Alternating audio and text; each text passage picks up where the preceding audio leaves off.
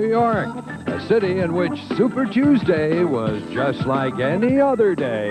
It's Late Night with David Letterman. Tonight, actress Teri Garr and billiard champion Steve Mizrak. Also, a visit to the Crime Museum and the New York Toy Fair. And now, a man who, as a small child, ran away from the circus to join the 4th grade, David Letterman.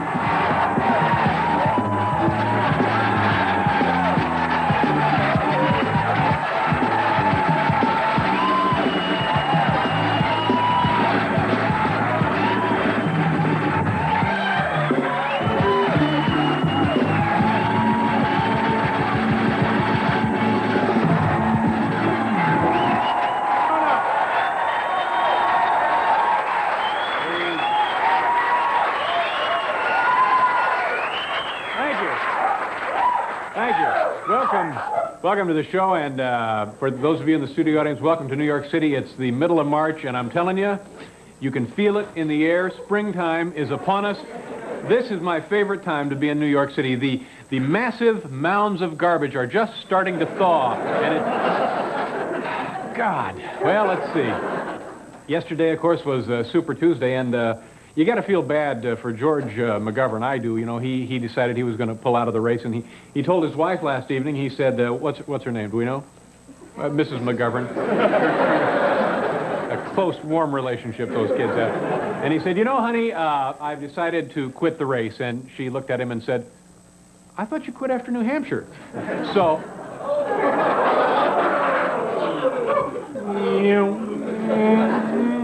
Don't worry about nothing, ladies and gentlemen. We have a fine program for you tonight.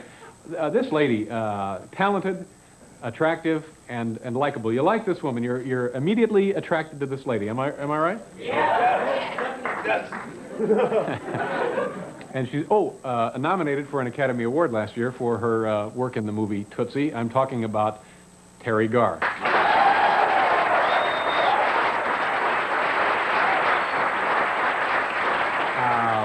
Currently, billiards champion Steve Mizrak. You've seen him in beer commercials. And we have very talented comedian Marilyn Sokol is with us tonight. A visit to the New York City Toy Fair. Paul, am I leaving anything out? No, sir. You are swinging tonight. Ladies and gentlemen, the lovely, the talented Mr. Paul Schaefer.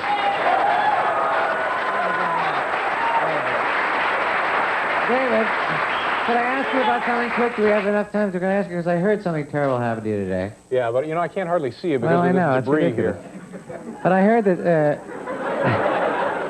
you had an appointment with the famous fashion photographer Richard Avedon. Yeah, I had a little... for it wasn't cover? a run-in, no.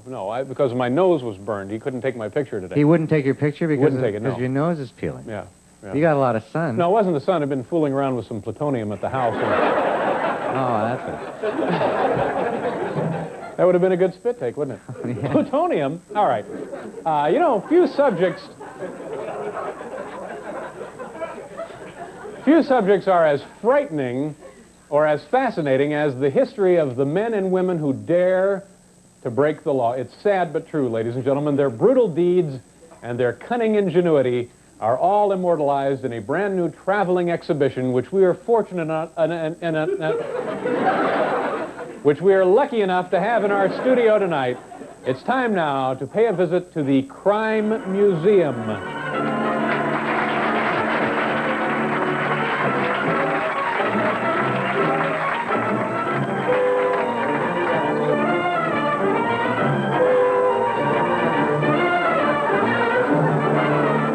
You know, during the... What's the matter? Is it all right where it is? Will we get a problem over there? Oh, okay. It's fine, it's okay.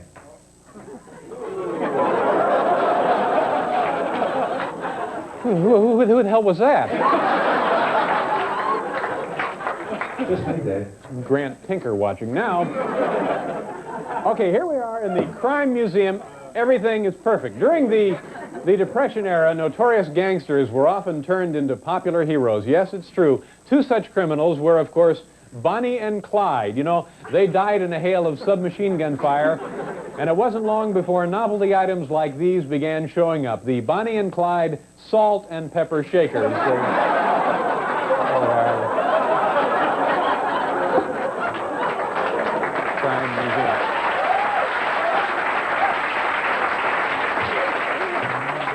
You know, top-level crime lords go out of their way to avoid being photographed so that when they die, historians often don't have an accurate record of what they looked like. Well, fortunately, most of these mobsters are murdered in restaurants which serve Italian food. So when they're hit, they fall face down into their pasta. This quickly hardens into a detailed death mask, preserving their images for posterity. Yes, Crazy Joe Vasapoli, the Elbow Macaroni, they're all here. They're here and priced to move.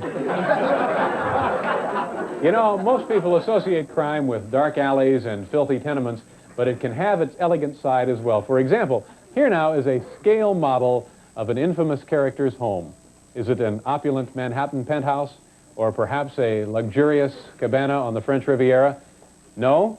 In the event of his conviction, it's a prison cell being prepared for John DeLorean.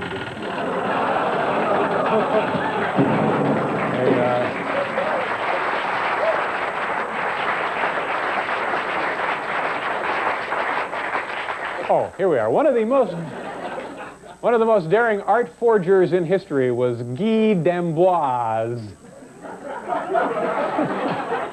Is that close, d'Amboise?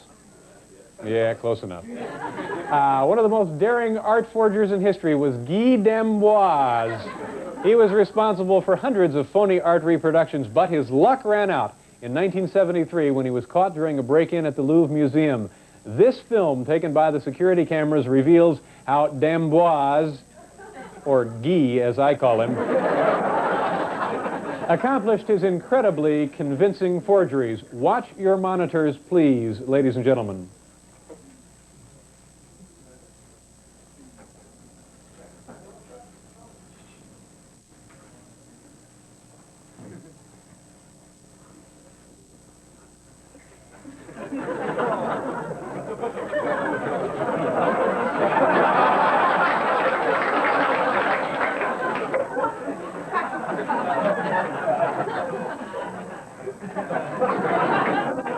Yes, after the trial, d'Amboise' huge supply of silly putty was donated to a local orphanage. You know, one of the highlights of the summer of 1878 was the simultaneous public hanging of the 6 members of the Horton Gang. The most popular souvenir sold at the event not only provided keyed-up executives of that era with a lifetime of memories, but also enabled them to relieve tension. The necktie party click-clack balls.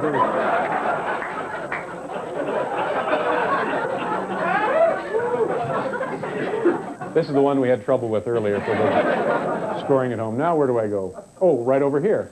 What time is rehearsal, by the way, Barry? I'd come if I just...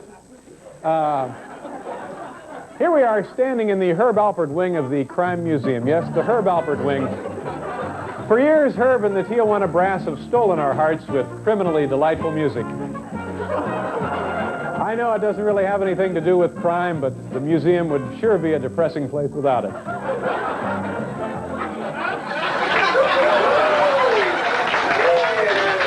Thank you. Thank you very much. Okay, the question is probably the most unbelievable crime of all. How did this man, Kip Hogan, pay only $1.98 for over $400,000 worth of fresh vegetables and salad?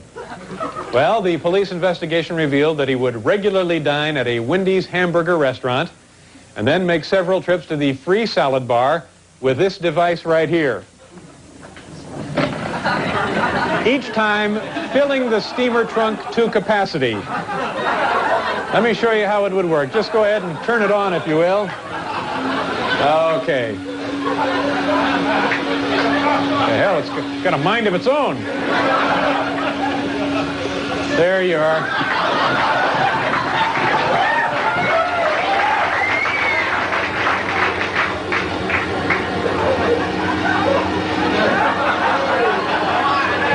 Ladies and gentlemen, don't get anywhere near this thing. It's a little too powerful.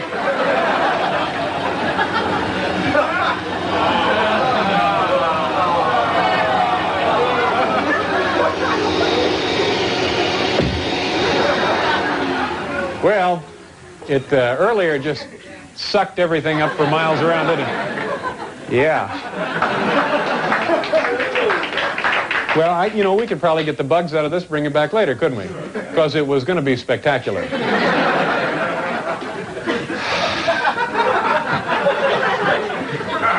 I'm losing the will to live. Thank you. Thank you very much. But by the way, you're welcome to come on down here and pay a visit to the salad bar. If you...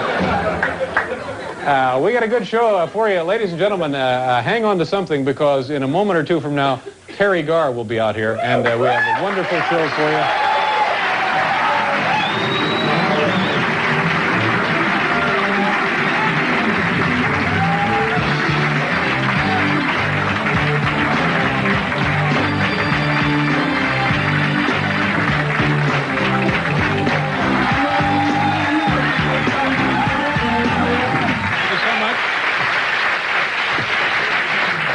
I'm telling you, when that thing works, the big salad sucking device, it's unbelievable, isn't it? It fills you with kind of an awe when you stand near it. Awesome. And we'll try and get it fixed, won't we, Barry? And we'll bring back some salad and some condiments, and so it's not like you're being cheated here.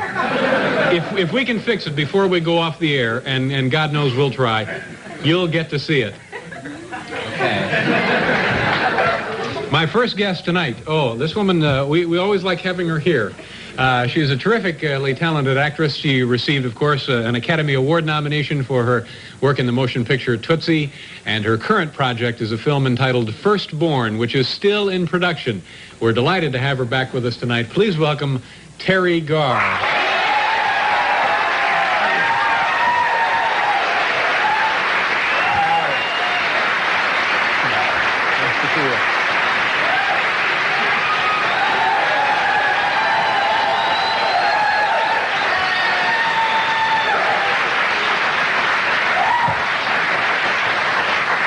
Thank you very much for being here. Well, it's very nice to be here. We always enjoy having you on the show. You're going to do that trick with the hose until it goes right? You make it sound like it's a burden to the audience. Well, I don't mean to, but... No, it'll be great. Oh, it's unbelievable. We went through, we sucked up 2 or 3 heads this afternoon, didn't we, with that thing? So it'll be exciting.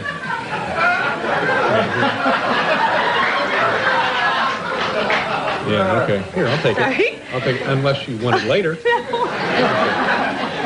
Teri, how you doing? I'm doing okay. Now, the last time you were on the show, remember, the audience voted who they wanted to see first, you or Ruth Westheimer? Mm-hmm. Yeah, and you had to bring this up, didn't you? Well, yeah, I thought you were a terribly good sport about it, because the audience selected Ruth to come out first. And I thought that was very nice of you you played right along. Well, it was fine with me, because I really don't care whether I'm here or not. Now you see, I'm coming off mean again. So I can't, and I pretended like I was really upset, and then people really thought that I was. That you were mean about being here last time? I was. I said, so I wasn't chosen first, huh? Yeah. And then I went on that tack. Well, you know what else you did, now that you brought it up? There was this, the play for television you were going to be in, the Winter of Our Discontent? That's right, John Steinbeck, and I said, is that a play? And you said, of course not, stupid. Yeah, you said, no, it's a famous novel by John Steinbeck, and then you made some fun of where I went to college. I remember, it's all coming back to me now. Yeah. Well, I was in an ornery mood, apparently. But you're okay tonight, aren't you? Yes, I am. I've come to prove to the late-night world that I am an okay person. Well, as I mentioned, we're happy to have you here. Now, I know that you have, yesterday, of course, was Super Tuesday, and you have some observations on the Democratic campaign so far. What was Super Tuesday? Well, they had many primaries and important caucuses around. I'm only kidding. No, I just happened to watch the debate last Sunday. I know you were out of the country. I was out of the country. Getting sunburned. And I watched this debate, and I was very frightened for us all. In what regard? Well, first of all, there was a cover of Time magazine that had Mondale and Hart, and it said, okay, the race is on. So these guys were there, and they were, ready to fight. And the two of them sat next to each other and actually did start fighting. And they did those kind of smiles that politicians do when they're really very, very angry. They go, Fritz, no, you're wrong. Fritz, hold it just a second. I think you're quite wrong. They're raging, you know. Yeah. Well, this frightens me because I'm thinking, what happens someday if they have like this a big decision to make involving a nuclear attack or something, and they suddenly become, you know, they're human just like the rest of us. Sure. It made me very, and they got much more involved in each other than in the issues, you know. They didn't talk about them. It's a little, well, we'll see what happens. I mean, I guess you can't really say anything about political candidates on the air, can you? I want this guy and I don't want that guy, and this guy's bad and that guy's good. I don't want to say that, but... Well, now, the thing that I don't understand is Walter Mondale. First of all, nothing against Walter Mondale, but do we want a president named Walter? That's true, too. You know, that's the dean of boys at Broad Ripple High School. His name was Walter, you know. How about Fritz? That's somebody's Yeah. cat. But is his campaign slogan now, has he adopted it really? Where's the beef? Is that his slogan? He said that. You know, it's very interesting. Yeah, it's like and they watching... say it over and over and over. I know, and they over. tell. That's all the news, that he made this joke about where's the beef. Yeah, yeah. I don't know, it means he watches commercials, and that makes me secure in my country, that our president would be watching commercials. So I like him, though, you know. Yeah. So otherwise, you're doing okay, aren't you? Yes, I am. Now, how's your personal life? Is it all right? Terry, I say, your personal life, is it all right? Yes, my personal life is fine. But you know, I really don't think I'm going to talk about it anymore, because... Who asks? Who cares? Well, no, I just asked. I know you did, and all kinds of people do, but... You know, I saw all this publicity about Lillian Gish lately, and she's about 70, 80, something like that. Once you get up there, it's all the same, isn't it? Wait until we get there, of course. Then it'll be very important. Anyway, she's an older woman and an actress. And she gets out there, and I even saw her in Johnny Carson, and I've read interviews with her. She talks about making films, about acting on the stage, about her career, about people she's worked with. And in all the things, I have never heard how many times she's been married, who she lived with, she's just like a craftsman that did her work, talks about her work, does it, and leaves. I mean, I'm sure there's a price you have to pay for that. You don't get to be on the cover of People magazine because you don't wash your dirty clothes in public, as my mother used to say. But I don't want to. I just decided it's not very nice, is it? I mean, it would be better if I talked about... I don't know. I'm going here. I don't know. Well, then, I'm very sorry. Then let's talk about it. I just don't want to make you unhappy. No.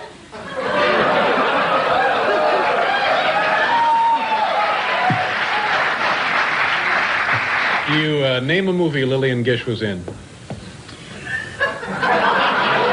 Intolerance. Was she? Birth of a Nation. Birth of a Nation, right. Just before the buzzer, too. Like I say, it's the price she paid. We don't know what movie she's in because we didn't know who she was married to. Well, if we'd known, maybe then I would remember their movies. I don't know. She was married to Bill Cullen for a while. She was? Yeah. I find that hard to believe. Yeah. And then Dick Gautier for a couple of years. We have to go away. We have to go away, but we'll be right back. We'll be right back.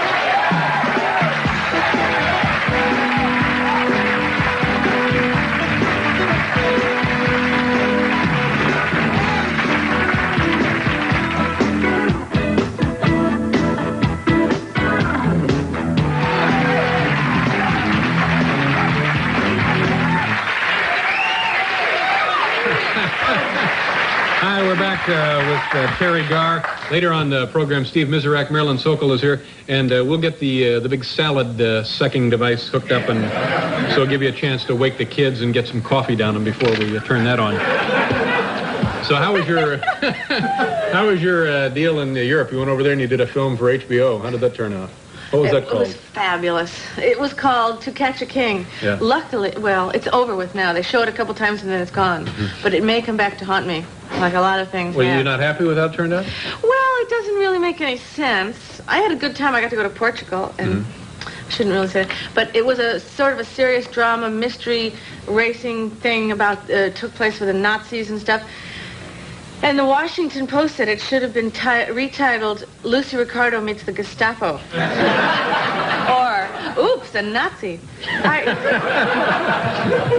So it didn't turn out like you had hoped, huh? Not exactly. This was you and Robert Wagner? Mm-hmm. Oh, was he a nice guy? A gem of a person. Yeah. Very, very nice. You know, in L.A. they have these things, not to change subject, you have that big hose. In L.A. they have these blower machines.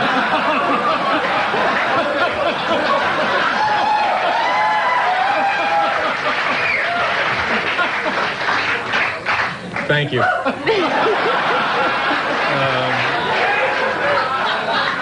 That's not exactly what I meant. Now it's going to get worse. Wait. No, it'll be all right. In L.A., they have these big machines that these gardeners strap on their back, and they have hoses, and they blow the leaves around because we don't have enough rain or water to actually, I don't know how you... So this guy, Phil Garner, decided to get two guys together in a room and have a contest with them, but they blow each other around the room. It's kind of a good idea. Maybe you could do it with the salad if this other joke doesn't work out. Is it just sort of sport for the wealthy? Is that what it is? I'm not sure. Yeah, the age of technology has gone so far ahead that we are now resorted to squirting each other with air. Well, see, now ours doesn't blow, it inhales, that device inhales. Mm-hmm. Now, tell me about singing. You sang in this picture, didn't you? This HBO deal? Sort of. I did sing, yes.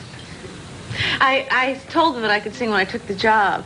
And then we went into record. Have you ever tried to sing in a recording session? Yeah. I thought that I was doing so well. And I'm singing. I got a right to sing the blues. And they said, would you like to come in the booth and hear one? So I said, sure, I'll come in the booth and hear one. They played it. It was so shocking. It was so bad that I did about 12 takes, and they took like 1 or 2 words from each take to paste together this little song that... You want to try it tonight? Yeah. You gotta go? Yeah. Sure. And after that, I'll eat some broken glass. Terry, now, we're running late here. We have to go to a commercial, but I do want to invite you to stay. If you want to hang around to see the demonstration of the salad machine, you're more than welcome. I have an appointment, or I'd stay. Or do I? Terry, nice to see you again. Nice to see you. Was I nice? Oh, you were terrific. No, you were fine. I thought it went pretty well. Oh. Thank you very much. Teri Garr, ladies and gentlemen. We'll be right back with a visit to the Toy Fair here in New York City.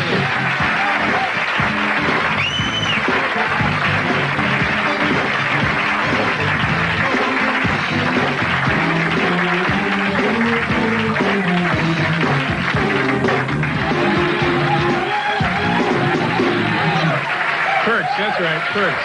Tomorrow night on this program, comedian Rich Hall will be here, and we answer our voluminous viewer mail. Later on in this program tonight, Steve Miserak will be here, a billiards champion, and he's going to play billiards for us. Now, Terry is still here. Do we have the stuff? Yeah. Bring in the device and some salad and... Do you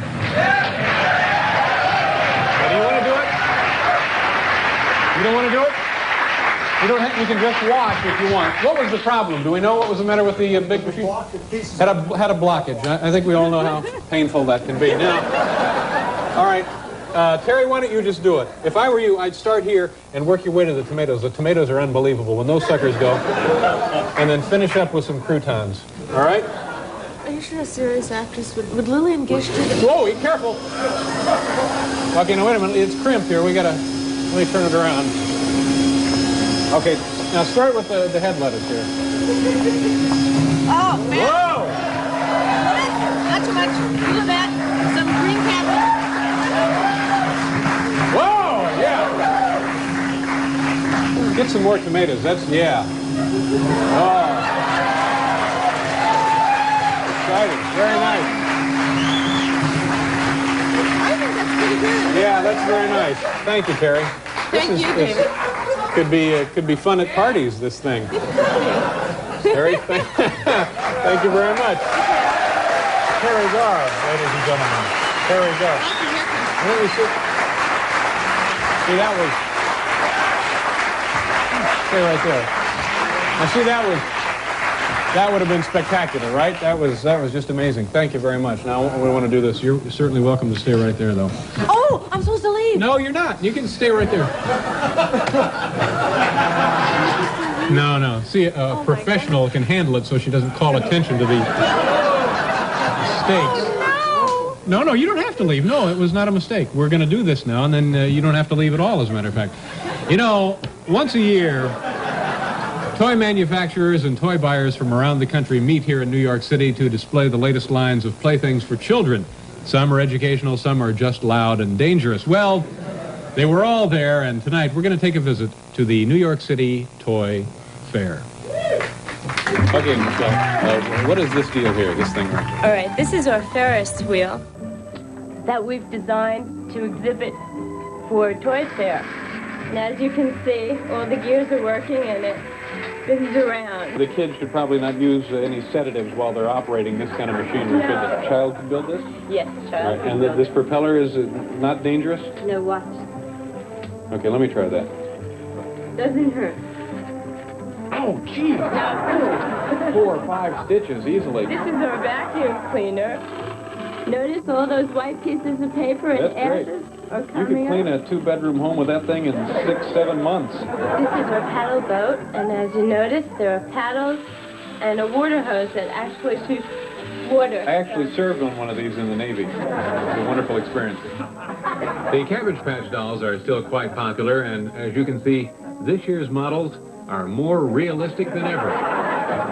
This gentleman is Milton Levine, the inventor of the ant farm, and your sign says Uncle Milton Levine. What should I call you? Well, they call me uncle because you sell ants, you're the uncle. You know the old gag. Oh, I see. Ant, uncle, sure. Right. Who harvests these ants for you? Family and... We have the same family for 27 years. Now the grandchildren are doing it. That certainly sounds like fulfilling work. These are the world's smallest engineers. No human being could do that. Have you ever tried it with humans? Oh, I'm not very good with humans. I only know about ants. But what they're really trying to do there is just get out of this thing, isn't that it? Oh, no. Briefly, if you can, Milton, tell us about the fossil hunt. What do you get in this thing? This is brand new at the show. Well, I shouldn't say that. We come out with it at the Dallas show a few months ago. I thought that it had debuted in Dallas. Sure. Now, there's fossils in there, huh? Authentic fossils, at least 20, maybe 25. Now, what if there's 19? Give you double your money back. Okay. Can you show me a fossil, Milton? Sure. This is a game. You got to find the fossil. Then we give you a brush. Wow, wait, you found one right there. Now, what kind of a game is that? He sticks his hand in a plastic bag and pulls out a fossil. Let me see if I can... Wow, what a challenging game this is. Let's try one more, Milton. There's no more fossils in here. There's only 2 in this one. You're short 18 here, Milton. Here is this year's most talked about product at the Toy Fair. It's the anatomically incorrect doll. Sure to be a big hit. It comes with a handsome set of interchangeable torsos. Here. There's 3. Okay? Here. There's 3. Okay, now. There's 4. All right. There's 5. Look what you're doing now. Now, is this how the game is played? Yeah. And I just fired off 13 shots, and kids just love it. Got a removable silencer, which is really for cosmetics. Just for looks, doesn't silence it. Well, I thought maybe for the house where Daddy liked to sleep late, put the silencer on. Good. Oh, yeah. So, military looks like it's still strong. It was last year, will be this year.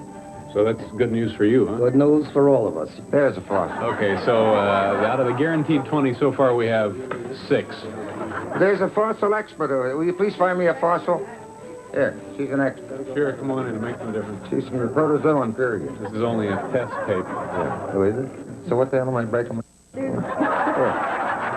we have here a new rabbit headpiece, which is going to be part of a costume line of gorillas and animals. It's kind of funny when you put it on. You know, That's nice. it's how I make a living. Good with a blazer. It's a living. Okay, and then what about these items here? Okay, here's a bloody digit. We have the bruised thumb. You know, you can just have some fun with it. These are monster hands. Been in the business for 35 years in the line. Which would be the better buy? To buy, say, 8 of these and 2 of these, or just one set of the hands? Well, I would say one of these because you get 8 fingers. You get the whole deal there. Okay. And take a second, Mel, and explain to us the costumes back here. Up until this year, if you wanted to be a gorilla, you rented it. But now you can go into a good quality store and purchase one for about the same price as you would have rented one before. Right? You can wear it, 3 or 4 nights in a row, and you're ahead of the game. Yeah, you own it. Thank you very much, Mel. Here's Fossil. We're going to find 20. David, we're going to find 20. Points. We're going to find 20 if we're going to die doing it. They would make nice cufflinks, wouldn't they? Okay. We'll be right back with Steve Miserak, folks. Come on back.